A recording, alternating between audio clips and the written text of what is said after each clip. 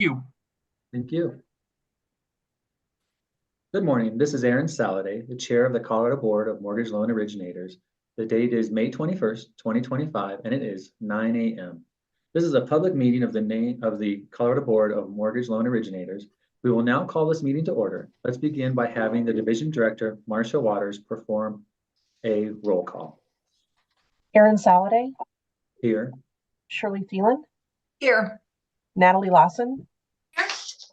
David Williams. Here. Josh Bratbeck. Here. You have a quorum. Thank you, Ms. Waters. So I'm going to open it up about approving the previous meeting minutes of January 15th, 2025. Was there any discussions or corrections that anybody saw that needed to be addressed? Nope.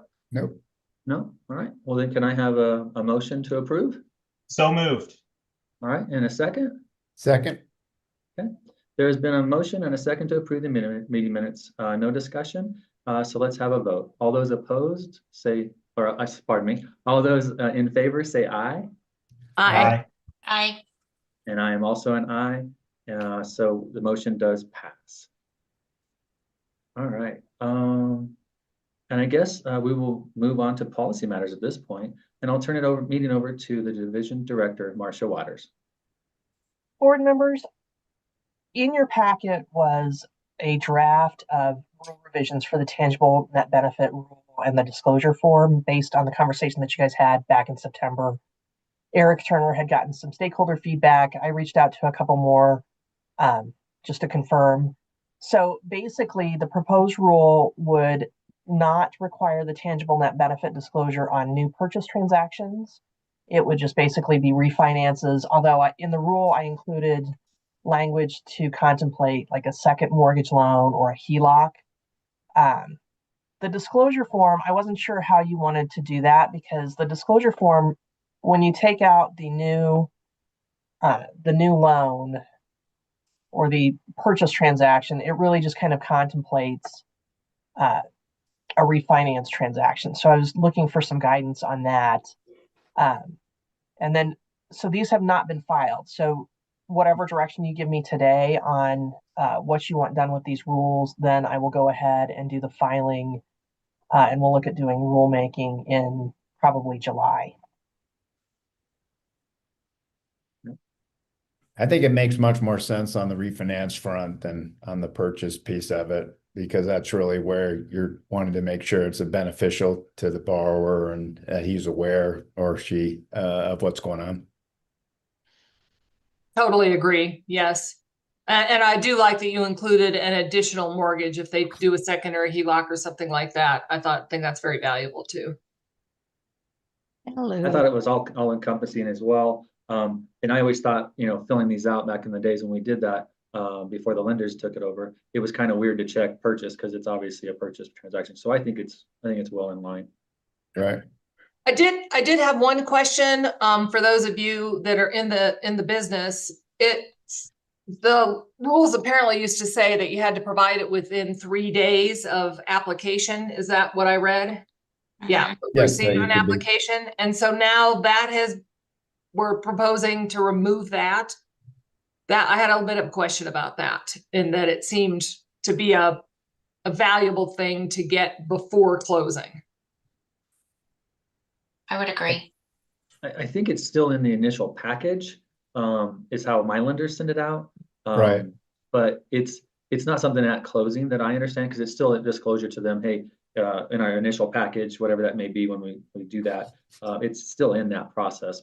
And I think that typically is within 3 days of the closing, because everything else is required. That's correct.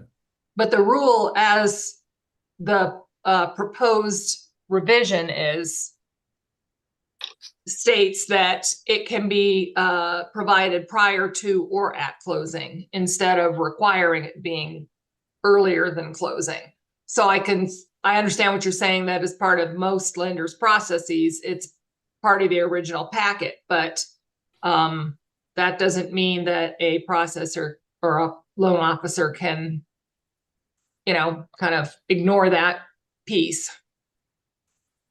To me, it's not that important, and I think because it's just disclosing what position that the refinance would be. And it's the hard part to me is the terms is what we really want to disclose. So that one's more of a informational document to me versus an actual basis to make your decision on the actual loan parameters. So. Okay. At or at the time of closing or before was language to make it consistent with how other states are doing it. Got it. Got it. Okay. All right. You guys are the experts in the business. So, you know, I just look out for the consumer. The underwriters are making sure that there's a benefit to the borrower either way. So that's like done before the loan is even approved. So yeah, I could see this disclosure being done at disclosures or prior to closing, because there are many other checks and balances in place to make sure there's a tangible benefit. Okay, that's great. Thank you. Mm-hmm. Thanks for the clarification, Natalie. Of course. So, yeah, so it's definitely a tangible benefit. Back in the good old days, we could just do refinances to save people money for, let's say they took a payment off, you know, but they still have the same payment. This really does show that. So it is nice to have it up front, but it is still not a real effective term portion of it. So. Okay, great. Thank you. Does that help you, Marcia? It does. If you guys are good with it, I will get it filed and we'll do rulemaking in July. Sounds great. So it looks great. Thank you. Thank you. Board members, sorry to interject. Could we just get a formal motion and vote just so we have all the T's and I's crossed and dotted? Absolutely. Can I have a motion on this? I Motion to move. approve. Oh, go ahead. Go ahead, Josh. You go. I was just going to say motion to approve rule amendments for consideration at the rulemaking hearing. When is it? I apologize. July? Yes. Okay.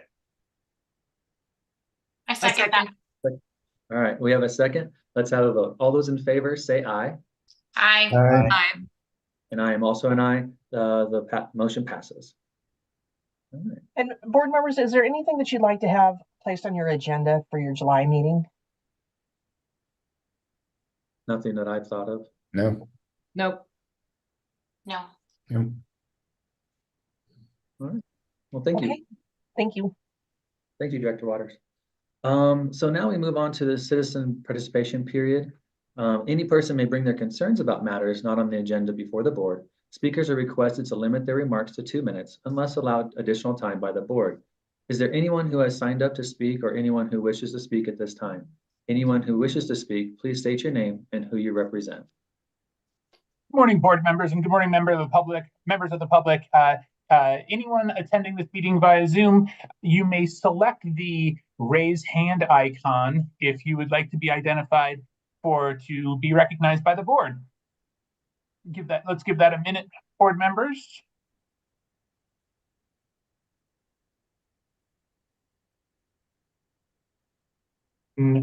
Not seeing any, so looks like there's no comments. All right, thank you, Mr. Donnelly. All right. Next portion will be complaint investigations, but we have nothing there.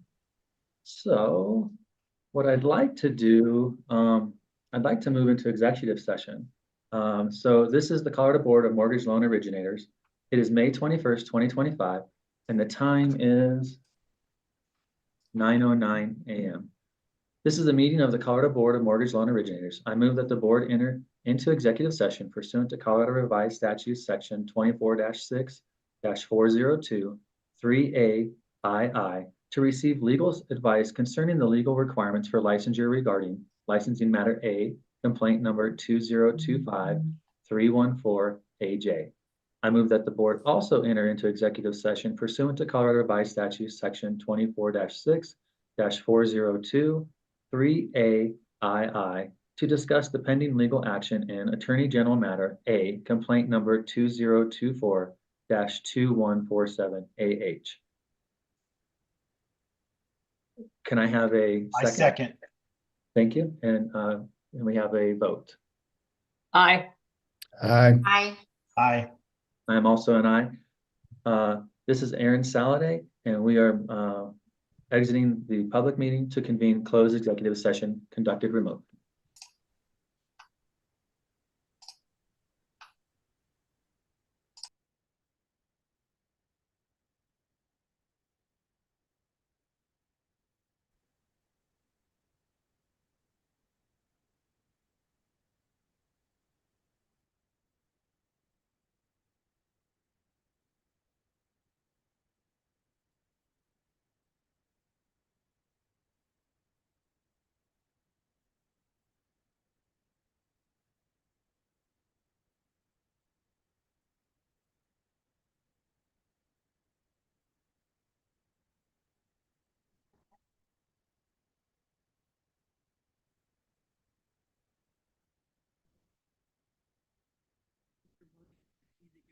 Oh, sorry. No, it's okay. Okay, get in there and turn that off. And David, you're still on as well. Just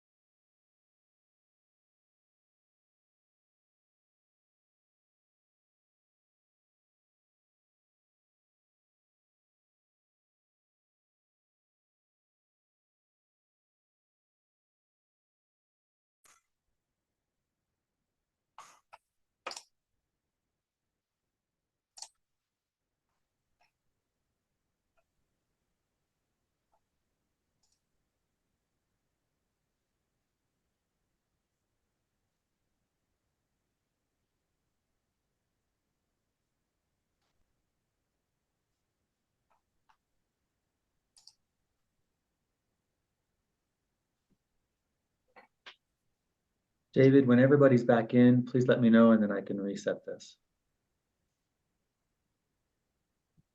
Mute. Trying to find it. Hold on. Oh, My bad here. Where the heck are you? Might log out and try to come back in. Sorry, guys. you're good.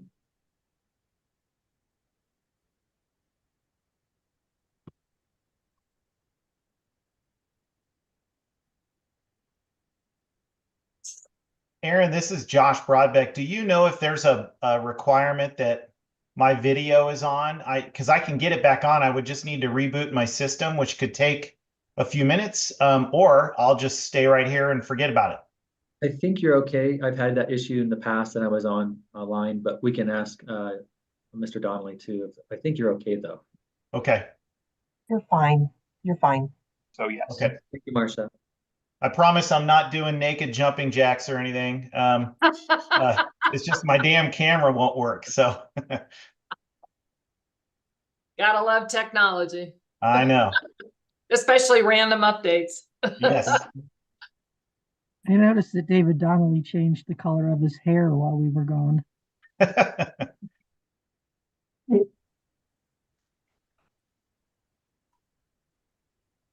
We made some changes to the profile picture. My hair grew and changed colors. Yes. At least your hair's growing.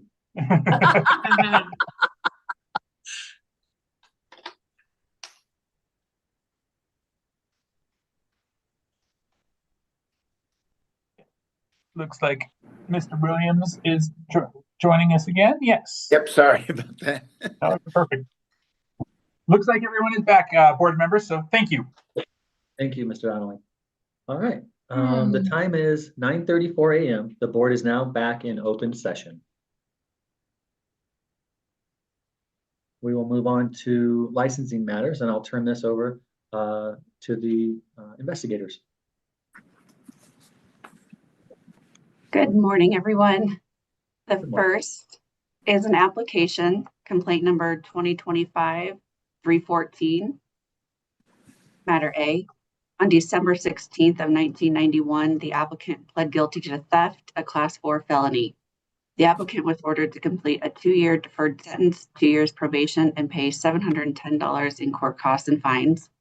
The terms of the sentence were completed on August 11th of 1993. The matter was not disclosed on the application or in the NMLS registry. Investigator Martinez is here to help answer any questions, and we do not have a recommendation. Thank you. I would like to open this up for discussion. Anybody have questions?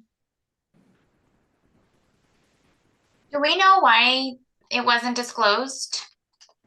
Yes, it says in the report, basically the applicant believed that because it was a deferred sentence and the age on the matter, she didn't think it was something that had to be disclosed.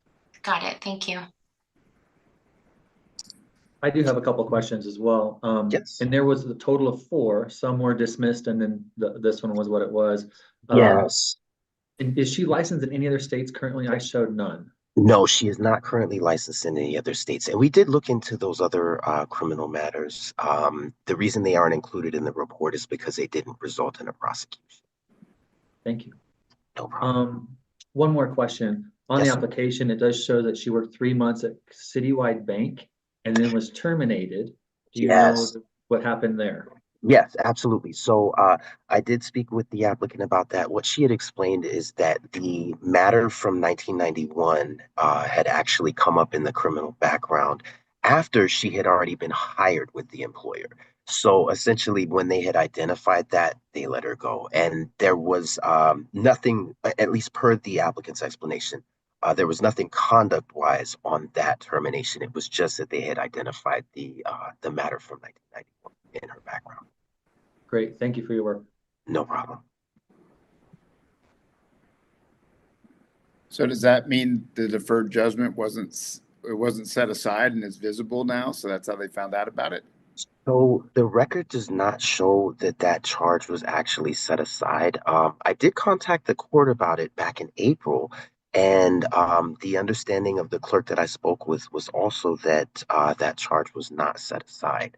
Um, the uh, the records, it sounds like the clerk even had some difficulty with it because of the age of the case. It sounds like maybe they're coded differently in the system than some of the more recent cases. But yes, I did speak with the court about that, and there was no confirmation that the charge that we're looking at was actually set aside after the completion of the deferred sentence. But there are 4 other charges that appear to have been dismissed.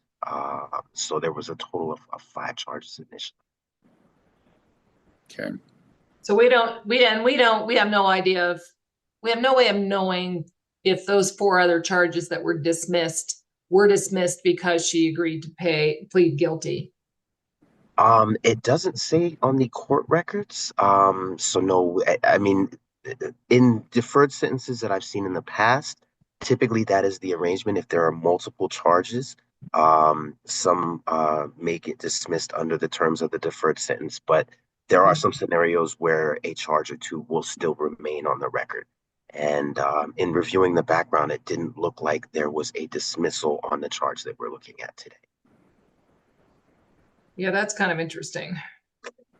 Yeah, again, when I spoke with the clerk, it sounded like the age of the case. I don't know if maybe they were coding things differently in their system, but even she had some difficulty trying to discern exactly what was happening with that charge. Okay. Paul, I have a question. I understand that the applicant states that she did not feel like she was required to disclose the prior felony because I guess of its age or what have you. But I did not see anything in the file that was provided that would have led her to believe that. So is there anything you know of documentation wise that suggests that after a certain amount of time, she would not be required to disclose it? Or was this just an arbitrary decision that she made? It sounds like this was actually a personal decision. I can give you exactly what she had stated to me in the responses to why this wasn't disclosed. Well, that's okay. You don't need to. I was just wondering if there's any kind of a document that would have suggested that she did not need to disclose it. And if there isn't, that's all I need to know. No, and just to add a little bit more information, what she said specifically is that she was truly under the impression that it was expunged after completing the probation, but said that she did not intentionally withhold the conviction. Okay. But no documentation board member brought back. Okay. Thank you. No problem. So in the applicant's personal statement, there's reference to some other incidents. Yeah, as I had mentioned to board member Saladay, we did look into those criminal matters, but none of them were prosecuted. That's why they were not included. Oh, those were the ones you were referring to. Okay. All right. And they weren't tied into the first one that. No, they're Okay, actually separate ones. different. Yes, separate offenses. Okay. Yes. All right. And then there was a bankruptcy within the past 10 years as well. I see. Yeah, not something that we would look at. We don't look at credit history or bankruptcies in consideration of applications, although some other states do. Yeah, I don't know how that. Yeah, I mean, I guess my concern is you're dealing with a lot of money when you are a mortgage broker and people's financial matters and that kind of thing. So I have a slight concern about that, about previous behavior, and although it has been a substantial amount of time since then. So I don't know if anyone else has thoughts about that.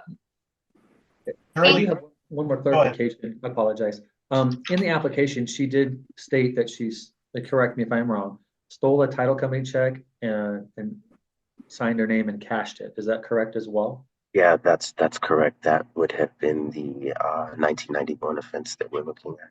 Correct. Okay. Thank you. Thank you. No problem. You know, I too was concerned with the fact that given that we're the mortgage loan originator board, that there is a prior felony related to a financial crime. However, given its age, that and the fact that based on what we know, there hasn't been any similar offenses since. So that to me wasn't as important as the fact that the applicant was dishonest on the application about this prior felony and could not provide any kind of justification for not mentioning it on the application. The way it felt to me was that the applicant just decided on their own, well, because it's old, I guess I just won't mention it. And unless you have a document that says you could do that, I take that pretty seriously. Yeah, I Well, does agree. that, just clarification, just on that point, that if it was a deferred sentence that was supposed to be expunged, and that was the agreement, that means there wouldn't have been a record, right? So it wasn't, Right. not the defender, but I'm just saying she didn't disclose it because it's not supposed to be there.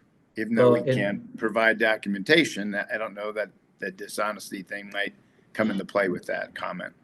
Well, if you look at the application, it says that have you ever pled guilty to it? It doesn't matter if it's expunged or not, and the answer was checked. Oh, okay. No. And if you do yes, then you put in, hey, it was expunged. I went through the probation. Here's all the supporting documentation. And I think in the past we have had difficulties with that. But if I remember right, this one did not show the felony on the NMLS as well as Colorado's. Is that correct? So I identified it in her criminal background in the NMLS. And let me just. So she did disclose it on MLS? Yeah, this was disclosed in the NMLS. Yes, board members. So sometimes there is a lack of continuity between the two, and sometimes they do get missed on those.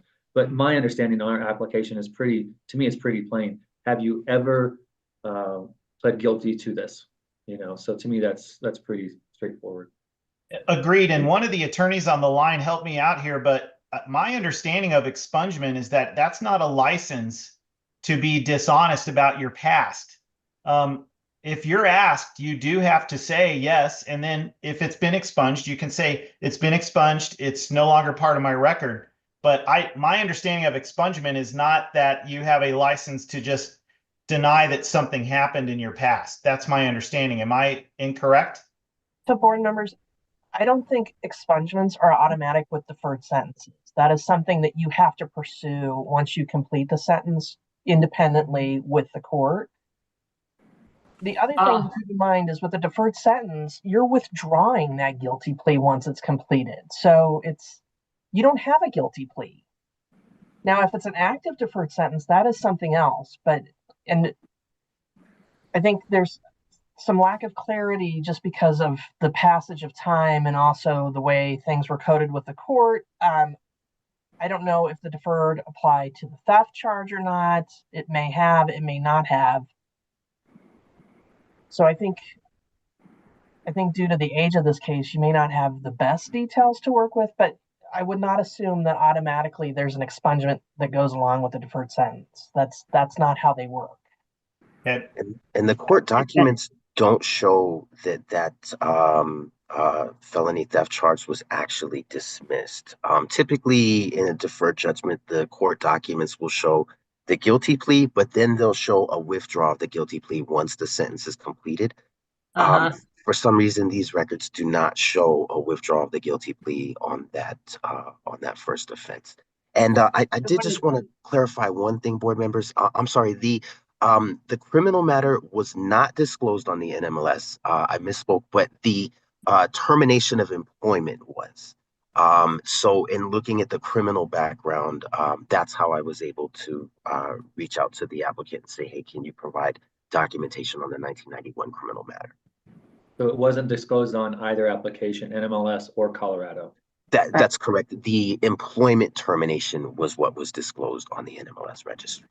Okay. And I also wanted to add to Mr. Broadback's concern on the application. It does ask, have you ever agreed to a deferred sentence or deferred judgment? And the answer was no. Okay. Thank you. So do we want to talk about this? Does everybody have kind of an idea, or we have more questions or discussions? I think the dishonesty part is the hardest to get over. Correct. I definitely think that there's been plenty of time.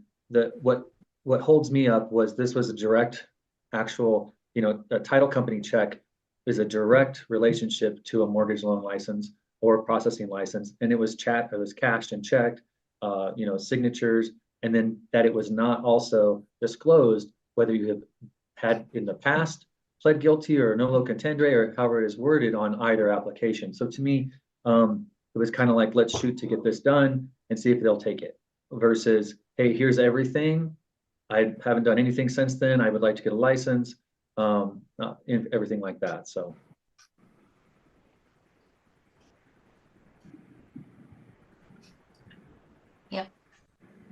Yeah, I agree. Anybody want to make a motion? I'll make a motion to deny and do. I guess I have to list the. Give me a second. Yeah, board members, sorry to interject. But if it's based on the discussion, you're looking for potential bases for denial, and the concern appears to be the conviction. The board has a couple different options. The first is 12-10-7-11-2B, which states the board shall deny an application for a license, refuse to renew or revoke the license of an applicant or licensee who has at any time been convicted of or pled guilty or nolo contendere to a felony in domestic, foreign, or military court if the felony involved an act of fraud, dishonesty, breach of trust, or money laundering. That is one potential option. I note that that is a mandatory denial statute, so you will not have to perform the rehabilitation analysis that would come from other bases of denial based on a criminal conviction. The other potential bases for discipline based on that conviction would be 12-10-7-12-1N, as in Nancy. If the board wants to entertain that basis, it will need to conduct a rehabilitation analysis. That analysis first would look at when the conviction occurred. If the conviction occurred within the last 3 years, you have a specific path of analysis. If it occurred after the last 3-year period, which is the case here, the board would have to ask, is the conviction directly related to the profession? I believe the board discussed that, specifically Chair Saladay. The next question would be, is the applicant unable to safely perform their professional duties? If the board believes that that is the case, then the board would need to finally address the rehabilitation factors, and that is looking at the nature of the conviction, the relationship between the conviction and the professional duties and responsibilities, the information produced, and the time that has elapsed since the conviction. I believe the board has indirectly addressed all 4 of those rehabilitation factors based on its discussion already. The one part that the board may need to address a little bit more would be, is the applicant unable to safely perform their professional duties? But again, that would only apply if the board wishes to pursue 7-13-1N as in Nancy. Anthony, may I ask, which one of these statutes does submitting a false application fit under? Is that 12-10-7-12-1-N? So submitting a false application, let me double check the site so I don't give you the wrong one, but it is within I believe 713, but let me just double check for you all. Okay.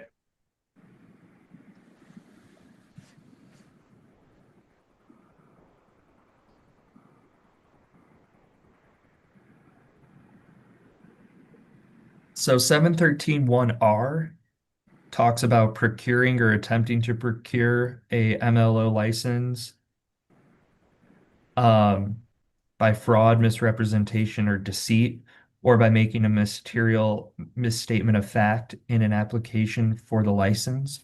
I will note that this basis,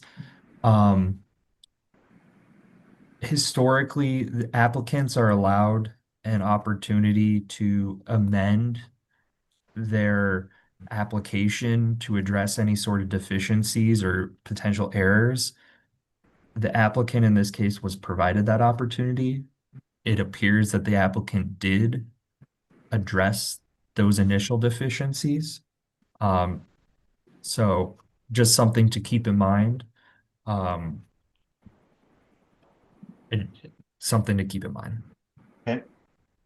Well, then I'll go ahead and make a motion for denial based on 12-10-7-13-1-R.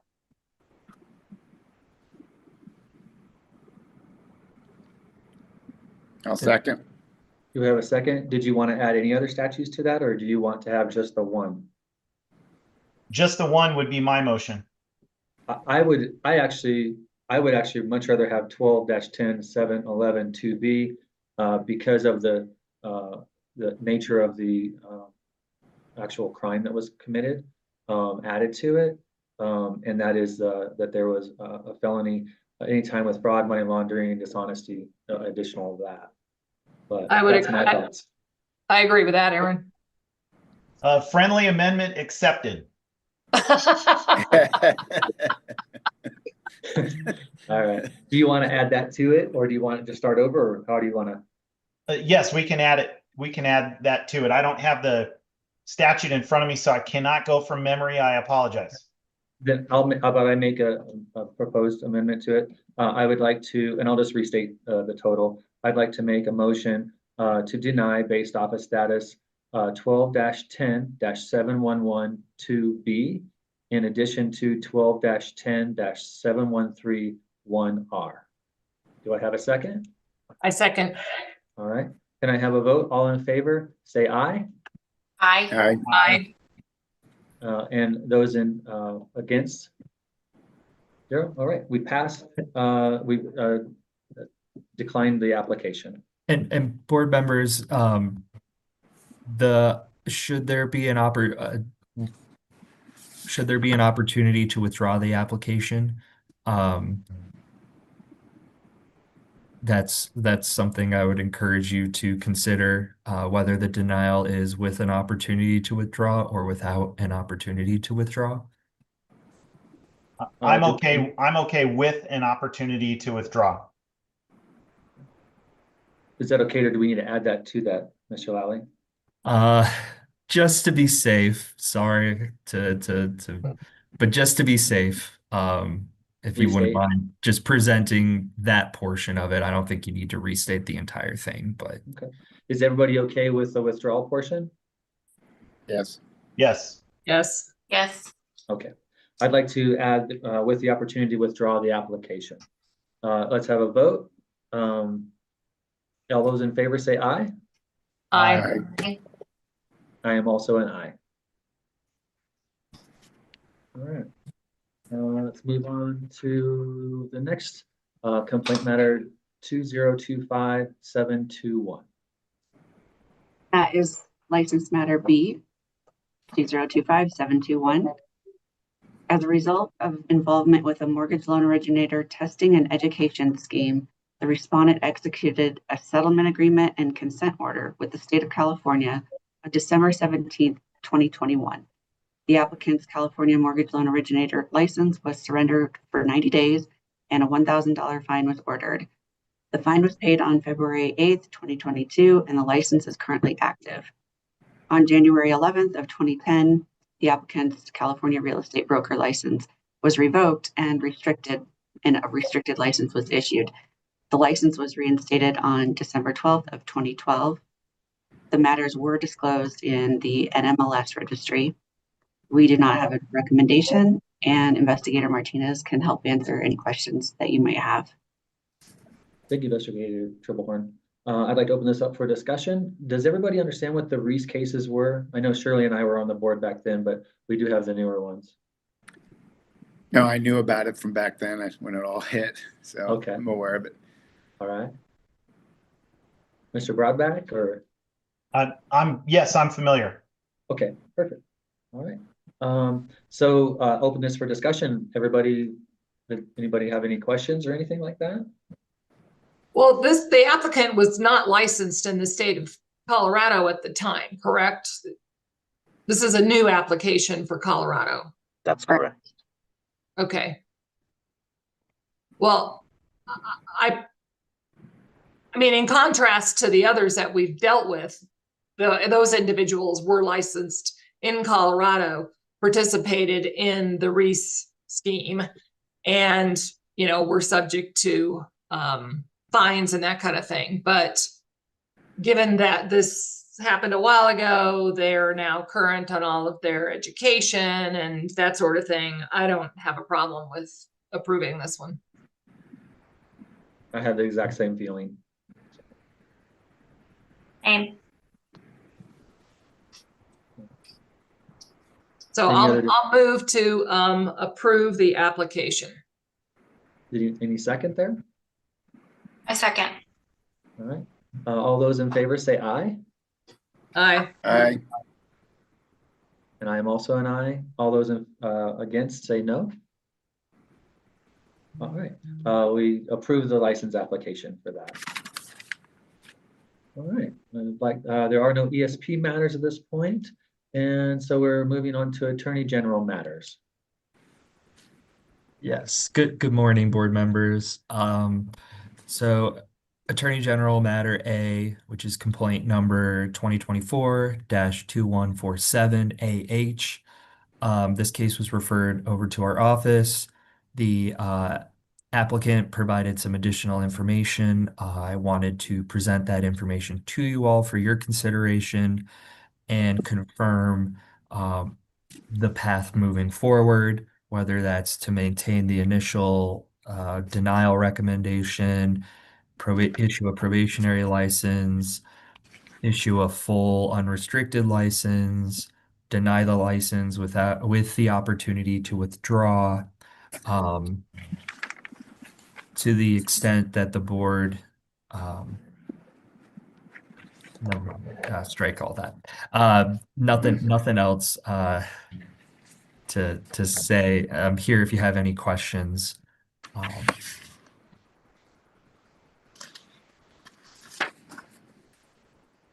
I thought reviewing this was just not too long ago, but I thought some of the information, I thought we were great the last time, saying that we had that window of 3 years. He still hasn't even met the 2 years at this point. And I was kind of taken back saying that he has a great history when you're not even at 2 years of the job. And I don't think it was I think we were fair and we're unbiased in what we were thinking. But I wanted to open this for discussion and see if anybody else had thoughts on this and kind of what you guys would like to do. I agree with you with all that you said. And I still don't think it would change. I mean, I think the only thing that maybe we would do is allow him the opportunity to withdraw. I'd agree with that. I concur. I would too. Yeah. I agree. Okay. Is there any more discussion that we want to do, or do we want to make a motion? Because I think we're at that point where we already made our decision. Kind of a thought from the last time, but we can adjust it for sure. And board members, as part of, based on this discussion, it appears that you are maintaining your denial decision, but are leaning towards providing an opportunity to withdraw. Would you consider adding an additional bases for the denial, specifically 1210-713-1A, which is knowingly making any misrepresentation or knowingly making use of any false or misleading advertising. I just wanted to flag this based on our review. It seems like a potential basis, another potential basis for denial. And should this matter move forward with litigation, it's always best to have all the bases for denial identified by the board. Would you want us to note the original denial as well, that basis as well? I don't think that that's necessary. I think you can just amend it or tag it on. Should be fine. Okay, thank you. Any more discussion, or does anybody want to make a motion? Yes, based on Anthony's statement a moment ago, I guess my question is that given the applicant's statement that he will, quote, accept a license decision that allows him to withdraw his application, can't we just simply hold him accountable to that statement and go ahead and issue the denial with the opportunity to withdraw based on that, just to give this matter finality? And board members, I would caution, typically statements made in like a settlement process are not something that can be used as evidence and things of that nature. So I would caution the board to not rely too heavily on those statements. Yeah, not to say that that wouldn't be the case if the board reaches a decision in that way, but just caution you against that. Okay, so with that said, I'll make a motion to deny with the opportunity to withdraw the application based upon 12-10-713-1A. Do I have a second? Can we add in addition to the previous? In addition to the previous denial. All right, do I have a second on that? Second. All right, now let's have a vote. All those in favor say aye. Aye. Aye. I am also an aye. The motion is denied. Or did I say that correctly? It was The unanimous. application. The application is denied. Application. All right. Are there any other matters that we want to talk about or anything like that? But it looks like we're actually pretty much done. If there's not, we could have a motion for adjournment. So moved. All right. So moved. Do I have a second? So can I have a second? So seconded. All right. And can all in favor say aye? Aye. Aye. I am also an aye. I really want to say thank you very much for everybody who puts this on. I know it takes a lot of time, and I truly appreciate all the efforts. So thank you very much. And we are adjourned. It is, oh, pardon? No, I said absolutely. I agree with the thank you for all the work that the team does. Awesome. Thank you. And Thank at this you. point, it is 10:06 a.m. We are concluding the Colorado Mortgage Loan Origination Board for May 21st, 2025. Enjoy. Bye. Bye, everybody. Thank you. Bye. Bye.